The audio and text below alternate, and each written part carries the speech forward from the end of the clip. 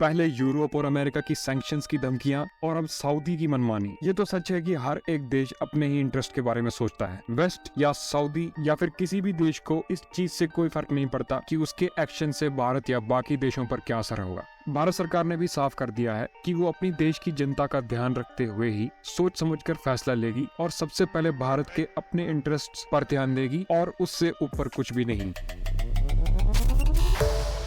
भारत सरकार ने अमेरिका और यूरोप को दो टूक कहकर ये बोल दिया है कि भारत अपने लोगों की भलाई के लिए रशिया से तेल खरीदना जारी रखेगा। भारत की फाइनेंस मिनिस्टर निर्मला सीतारमण ने हाल ही में वॉशिंगटन में दिए गए इंटरव्यू में कहा कि G7 द्वारा लगाए गए प्राइस कैप और ओपेक द्वारा ऑयल प्रोडक्शन में की गई कटौती पर भारत विचार करेगा, क्योंकि ये भारत की इकोनॉमी पर एक बहुत बड़ा खतरा साबित हो सकता है। फिर जब उनसे ये सवाल पूछा गया था कि क्या भारत ये सब होने के बावजूद रशिया से क्रूड ऑयल इंपोर्ट करेगा, तो उन्होंने साफ कहा कि इसमें कोई दो राय नहीं है, क्योंकि भारत के लिए जो बेस्ट डील होगी वो वही करेगा और भारत सरकार का कोई इरादा नहीं है कि वो महंगे प्राइसेस पे किसी और देश से ऑयल खरीदे। G7 ने रशिया ऑयल पर $60 पर बैरल का प्राइस कैप लगाया हुआ है, जिसका मतलब ये है कि रशिया को क्रूड ऑयल सप्लाई करने पर कम से कम कमाई हो। प्राइस कैप से ऑयल सप्लाई पर तो कोई रोक नहीं लगती, लेकिन रशिया की कमाई कम हो जाएगी। रशिया ने G7 के इस फैसले पर धमकी देते हुए ये कहा था कि अगर उसके साथ यही सलूक किया जाएगा तो वो ऑयल प्रोड्यूस करना बंद कर देगा, जिसका असर यूरोप पर पड़ेगा, क्योंकि इनडायरेक्टली यूरोप भारत और बाकी देशों के थ्रू रशिया ऑयल खरीदता है। हालांकि रशिया ने यह भी कहा है कि वेस्ट की प्राइस कैप से उन्हें कोई फर्क नहीं पड़ता